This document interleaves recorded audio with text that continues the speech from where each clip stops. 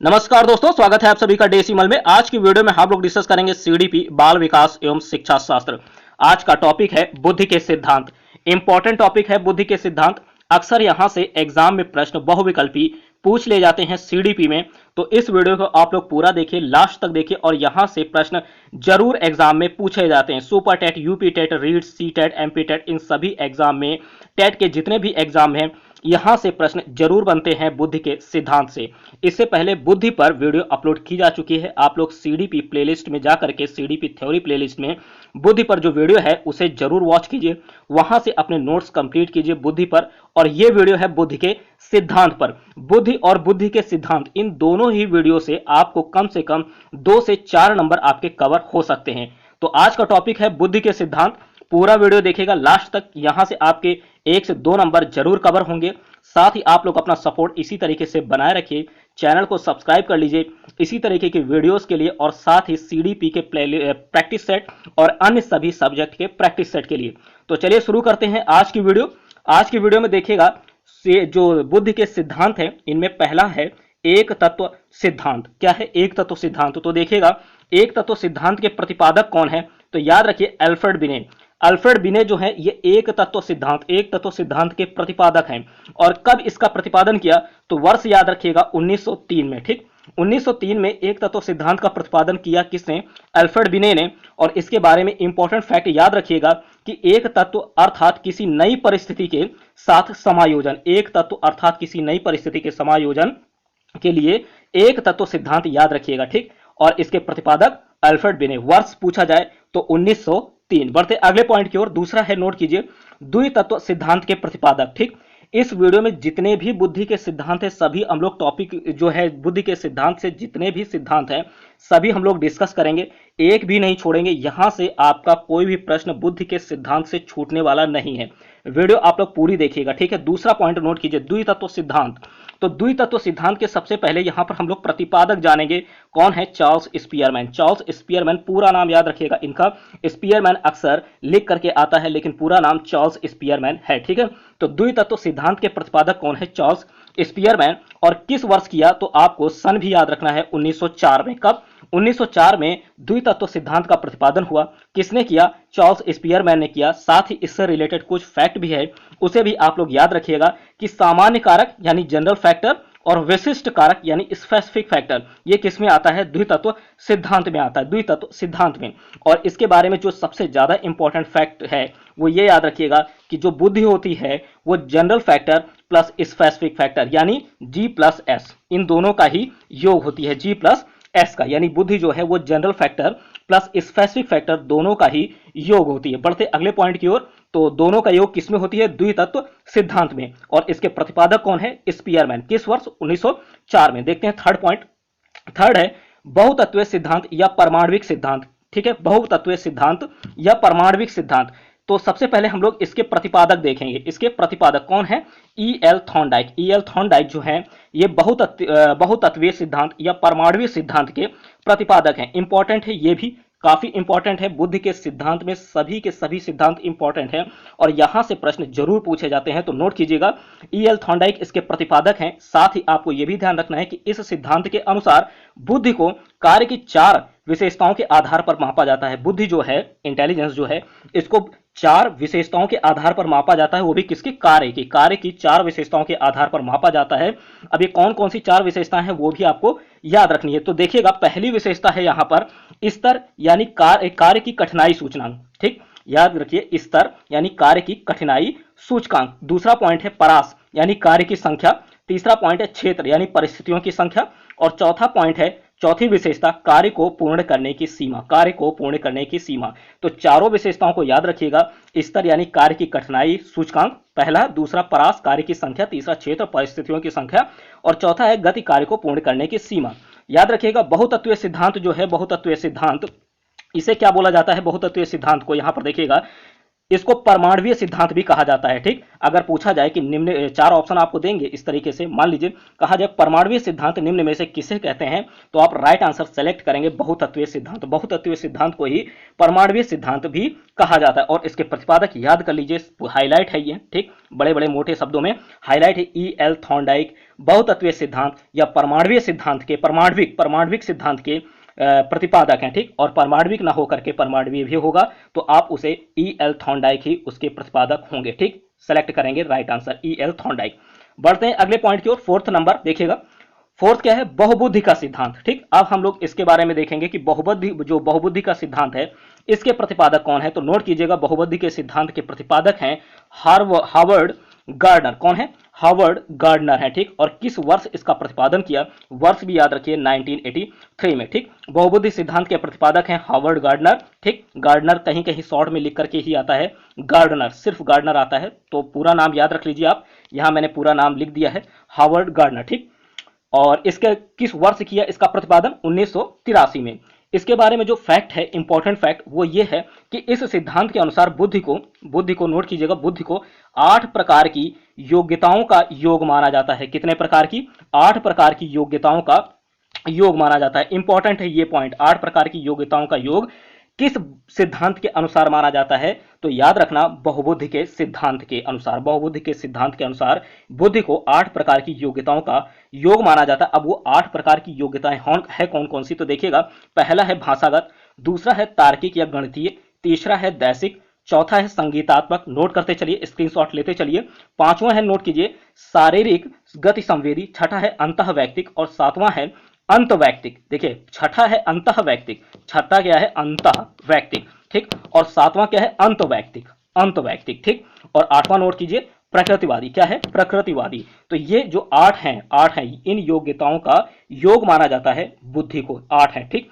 तो किस सिद्धांत के अनुसार? बहुबुद्धि के सिद्धांत के अनुसार। प्रतिपादक याद कर लीजिए, हार्वर्ड गार्डनर, वर्ष 1983। बढ़ते अगले पॉइंट की ओर, फिफ्थ नंबर, नोट कीजिए, न्याय दर्शन सिद्धांत या प्रतिमान सिद्धांत। क्या है? न्याय दर्शन सिद्धांत या प्रतिमान सिद्धांत। अब इसके जो प्रतिपादक हैं सबसे पहले वो आपको याद रखना है, तो जी एच थॉमसन। कौन है? जी.एच. थॉमसन, नोट कीजिएगा, जी.एच. थॉमसन न्याय दर्शन सिद्धांत या प्रतिमान सिद्धांत के प्रतिपादक हैं, ठीक। साथ ही आपको इस तरीके से भी तैयार रखना है प्रश्न को कि प्रतिमान सिद्धांत किसे कहते हैं, ठीक। प्रतिमान सिद्धांत का दूसरा नाम क्या है? तो प्रतिमान सिद्धांत का ही दूसरा नाम न्याय दर्शन सिद्धांत है, या न्याय दर्शन सिद्धांत का ही दूसरा नाम प्रतिमान सिद्धांत है। दोनों तरीके से आप लोगों को प्रश्न तैयार रखने। प्रतिपादक तो मैंने बताया ही आपको, जी.एच. थॉमसन, साथ ही वर्ष याद रखिएगा 1939। और इस सिद्धांत के अनुसार बुद्धि जो है वो मानसिक योग्यताओं का योग है। किस योग्यताओं का? मानसिक योग्यताओं का योग है, मानसिक योग्यताओं का योग है बुद्धि। किस सिद्धांत के अनुसार? तो न्याय दर्शन सिद्धांत या प्रतिमान सिद्धांत। बढ़ते हैं अगले पॉइंट की ओर, 6 नंबर देखिएगा, 6 नंबर है बुद्धि का द्विस्तरीय सिद्धांत, ठीक। बुद्धि का द्विस्तरीय सिद्धांत क्या है? इसके प्रतिपादक हैं कैंपियन एवं ब्राउन। कौन है? कैंपियन एवं ब्राउन बुद्धि का द्विस्तरीय सिद्धांत के प्रतिपादक हैं। आपको याद रखना है कि इस सिद्धांत के अनुसार जो बौद्धिक कार्य है उसको 2 स्तरों पर संपन्न होता है, ठीक। बौद्धिक कार्य 2 स्तरों पर संपन्न होता है, किसके अनुसार? बुद्धि के द्विस्तरीय सिद्धांत के अनुसार। अब देखिए, यहां पर द्विस्तरीय बोल भी तो रहे हैं, द्विस्तरीय यानी 2 लेवल पर कंप्लीट होता है बुद्धि का जो द्विस्तरीय सिद्धांत है। कितने लेवल होंगे? नाम से ही पता चल रहा है कि 2 स्तर होंगे। अब वो कौन कौन से हैं उसे आपको याद रखना है। तो पहला है, नोट कीजिए, जैविक आधारित संरचना प्रणाली। क्या है? जैविक आधारित संरचना प्रणाली, ये पहला है। और दूसरा है वातावरण आधारित क्रियान्वयन प्रणाली। पहला क्या है? जैविक आधारित संरचना प्रणाली, और दूसरा है वातावरण आधारित क्रियान्वयन प्रणाली। इन दोनों ही स्तरों पर संपन्न होता है बुद्धि का द्विस्तरीय सिद्धांत ही, इन दोनों स्तरों पर। बढ़ते हैं अगले पॉइंट की ओर, तो इनके प्रतिपादक याद रखिएगा, बुद्धि का द्विस्तरीय सिद्धांत कैंपियन एवं ब्राउन। बढ़ते हैं 7वें नंबर पर। 7वां पॉइंट है मानसिक कार्यों का त्रियोग्यता सिद्धांत। मानसिक कार्यों का त्रियोग्यता सिद्धांत, तो याद रखिएगा त्रियोग्यता, ठीक। अब देखिए, इसके प्रतिपादक सबसे पहले नोट कीजिए, सबके प्रतिपादक आपको तैयार रखना। Arthur Jensen. कौन है? आर्थर जेनसन मानसिक कार्यों का त्रियोग्यता सिद्धांत के प्रतिपादक हैं। आपको याद रखना है कि इसके अनुसार बुद्धि में मानसिक योग्यताओं के 2 स्तर होते हैं। इसमें भी मानसिक कार्यों का जो त्रियोग्यता सिद्धांत है, इसमें भी बुद्धि में मानसिक योग्यताओं के 2 स्तर होते हैं। पहला क्या है? नोट कीजिए, तो पहला है साहचर्यात्मक अधिगम क्षमता। क्या है? साहचर्यात्मक अधिगम क्षमता। और दूसरा है संज्ञानात्मक क्षमता, बोलिए, अथवा संप्रत्यात्मक क्षमता। संज्ञानात्मक क्षमता अथवा संप्रत्यात्मक क्षमता मानसिक कार्यों का त्रियोग्यता सिद्धांत के अनुसार ये जो बुद्धि है ये मानसिक योग्यताओं के 2 स्तर पर होती है। पहला है साहचर्यात्मक अधिगम क्षमता और दूसरा है संज्ञानात्मक क्षमता अथवा संप्रत्यात्मक क्षमता, ठीक। तो ये हो गए 7वां नंबर। 8वां नंबर देखेंगे, अगला पॉइंट है कैटल का बुद्धि सिद्धांत। आपने काफी पढ़ा होगा कैटल का बुद्धि सिद्धांत, ठीक है। तो वहां पर आपने सिर्फ और सिर्फ प्रतिपादक पढ़ा है। यहां पर इसके बारे में भी थोड़ा सा जानेंगे कि जो कैटल का बुद्धि सिद्धांत है, कैटल का बुद्धि सिद्धांत, इसके प्रतिपादक हैं आरबी कैटल, आरबी कैटल। और इस सिद्धांत के अनुसार बुद्धि में दो महत्वपूर्ण तत्व होते हैं। कितने होते हैं? कैटल का जो बुद्धि सिद्धांत है इसके अनुसार बुद्धि में दो महत्वपूर्ण तत्व होते हैं। कौन कौन से हैं? पहला है तरल बुद्धि वंशानुगत कारकों से निर्धारण। ठीक, तरल बुद्धि वंशानुगत कारकों से निर्धारण, पहला पॉइंट है तरल बुद्धि वंशानुगत कारकों से निर्धारण। दूसरा है ठोस बुद्धि पर्यावरणीय कारकों से निर्धारण, ठोस बुद्धि पर्यावरणीय कारकों से निर्धारण। इन दोनों पॉइंट को याद रखिएगा कैटल के बुद्धि सिद्धांत में। प्रतिपादक आरबी कैटल, ठीक, प्रतिपादक आरबी कैटल। बढ़ते हैं 9th पॉइंट की ओर। 9th पॉइंट है, नोट कीजिए, बुद्धि का पदानुक्रमिक सिद्धांत, बुद्धि का पदानुक्रमिक सिद्धांत। तो देखिएगा जो पदानुक्रमिक सिद्धांत है इसके प्रतिपादक हैं पी एफ वर्णन। कौन है? पी एफ वर्णन, पी एफ वर्णन ये पदानुक्रमिक सिद्धांत के प्रतिपादक हैं। कब हुआ, कब किया? 1960 में, 1960 याद रखिएगा, 1960। अब इसके बारे में एक्स्ट्रा फैक्ट हम लोग देख लेते हैं कि इस सिद्धांत के अनुसार बुद्धि के पदानुक्रमिक सिद्धांत में क्रमशः सामान्य कारक, याद रखिएगा, मुख्य समूह कारक, लघु समूह कारक व विशिष्ट कारक आते हैं। कौन कौन से? सामान्य कारक, ठीक है, जो जनरल होगा, सामान्य कारक, मुख्य समूह कारक, लघु समूह कारक और विशिष्ट कारक, ये सभी बुद्धि के पदानुक्रमिक सिद्धांत में क्रमशः एक के बाद एक आते हैं। ठीक, तो इसके प्रतिपादक कौन है? पी एफ वर्णन है, वर्ष 1960 में इसका प्रतिपादन किया गया। ठीक, अगला पॉइंट देखते हैं 10th नंबर, बुद्धि का संरचना मॉडल, बुद्धि का संरचना मॉडल। सभी हम लोग इस वीडियो में बुद्धि के सिद्धांत के जितने भी पॉइंट हैं इंपॉर्टेंट, वो सभी हम लोग इस वीडियो में कवर करेंगे। ठीक, इससे बाहर कुछ भी नहीं होगा बुद्धि के सिद्धांत में। अगर आपने ये वीडियो देख ली तो इसके बाद दूसरी वीडियो आपको देखने की आवश्यकता नहीं पड़ेगी। तो देखिए बुद्धि का संरचना मॉडल जो है इसके प्रतिपादक हम देखेंगे 10th नंबर, इसके प्रतिपादक हैं जेपी गिलफोर्ड। बुद्धि का संरचना मॉडल के प्रतिपादक, बुद्धि का संरचना मॉडल के प्रतिपादक हैं जेपी गिलफोर्ड। कौन है? J P Guilford. और कब? वर्ष 1967 में, 1967। ठीक है, इसमें हम देखेंगे कि इस सिद्धांत के अनुसार बौद्धिक विशेषताओं को 3 विभागों में वर्गीकृत किया गया है। बुद्धि का जो संरचना मॉडल है, नोट कीजिएगा, ये इसके प्रतिपादक जेपी गिलफोर्ड हैं। और आपको ये याद रखना है कि इस सिद्धांत के अनुसार बौद्धिक विशेषताओं को 3 विभागों में वर्गीकृत किया गया। कौन कौन से हैं वो भी याद रखिएगा। तो पहला क्या है? पहला है, याद रखिए, संक्रियाएं। पहला क्या है? संक्रियाएं। दूसरा क्या है? विषय वस्तु, नोट करते जाइए, विषय वस्तु, अभी एक एक के बारे में देखेंगे। और तीसरा क्या है?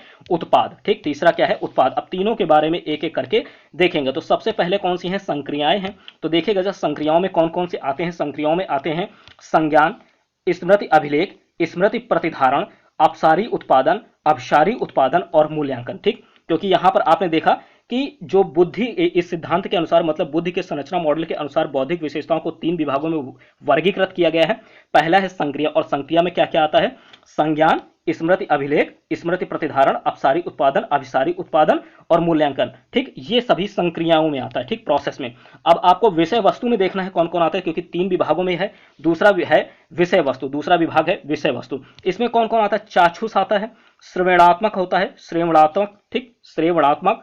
तीसरा है प्रतीकात्मक, अर्थ विषयक। और चौथा है व्यवहारात्मक। ये सभी विषय वस्तु में आते हैं। ठीक, अब तीसरा जो विभाग है वो है उत्पाद। क्या है? उत्पाद। और उत्पाद को प्रोडक्ट, आउटपुट बोलेंगे। इसमें आता है इकाई, वर्ग, संबंध, व्यवस्था, रूपांतरण और निहितार्थ। ये सभी उत्पाद में आते हैं। तो तीनों विभाग हो गए, तीनों विभाग हो गए, संक्रियाएं हो गई, विषय वस्तु हो गया, और तीसरा है उत्पाद। इन सभी के बारे में आपको तैयार रखना है कि कौन किसके अंतर्गत आता है। अब जैसे अभिसारी उत्पादन पूछ लिया जाए किसके अंतर्गत आता है, तो संक्रिया, ठीक, संक्रिया के अंतर्गत आता है। पूछ लिया जाए कि श्रवणात्मक किसके अंतर्गत आता है, तो विषय वस्तु के अंतर्गत आता है।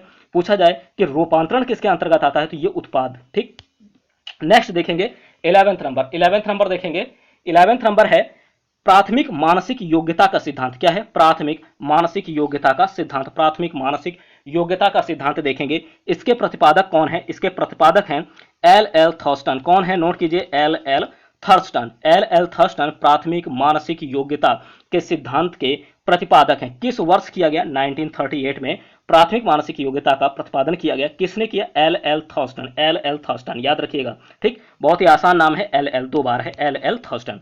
अब देखिएगा इसके अनुसार क्या है कि इस सिद्धांत के अनुसार बुद्धि को 7 प्राथमिक मानसिक योग्यताओं का योग माना गया। 7, ठीक है, 7 प्राथमिक मानसिक योग्यताओं का योग माना गया है। ठीक है, बुद्धि को किसके अनुसार? प्राथमिक मानसिक योग्यता सिद्धांत के अनुसार बुद्धि को 7 प्राथमिक मानसिक योग्यता का योग माना गया है। ठीक, अब ये कौन कौन से हैं आपको ये भी याद रखना है कि 7 प्राथमिक मानसिक योग्यता कौन कौन सी हैं। तो पहली है, नोट कीजिएगा, स्थानिक संबंध, दूसरी है प्रत्यक्षात्मक गति, तीसरी है संख्यात्मक योग्यता, चौथा है वाचिक अवबोधन, पांचवा है स्मरण, छठा है शब्द प्रवाह और सातवां है तार्किक योग्यता। सातवां है तार्किक योग्यता। स्थानिक संबंध, प्रत्यक्षात्मक गति, संख्यात्मक योग्यता, वाचिक अवबोधन, स्मरण, शब्द प्रवाह, तार्किक योग्यता, ये सभी प्राथमिक मानसिक योग्यता का सिद्धांत के अंतर्गत बुद्धि को 7 प्राथमिक मानसिक योग्यताओं में योग माना जाता है। बुद्धि को 7 प्राथमिक मानसिक योग्यताओं का योग माना जाता है। तो ये सभी पॉइंट इसी के अंतर्गत आते हैं। प्रतिपादक याद रखिएगा एल थर्स्टन, कब, वर्ष 1938। अगला पॉइंट देखते हैं 12 नंबर। 12 नंबर देखिए, यह है पास बुद्धि का मॉडल। इसके प्रतिपादक कौन है, नोट कीजिए पहले कि पास बुद्धि का मॉडल, नोट कीजिए पास बुद्धि का मॉडल, इसके प्रतिपादक कौन है। तो देखिएगा जरा, इसके प्रतिपादक हैं जेपी दास, जैक नेग्लियरी किर्बी। ठीक, तो यहां पर याद रखिएगा इनके प्रतिपादक, ठीक, जेपी दास, जैक नेग्लियरी किर्बी। वर्ष कब, 1964 में। किस वर्ष किया, सॉरी 1994, 1994 में, ठीक है, वर्ष 1994 में। तो देखिएगा इस सिद्धांत के अनुसार बौद्धिक क्रियाएं 3 तंत्रकीय या स्नामुक तंत्रों की क्रियाओं द्वारा संपादित होती हैं।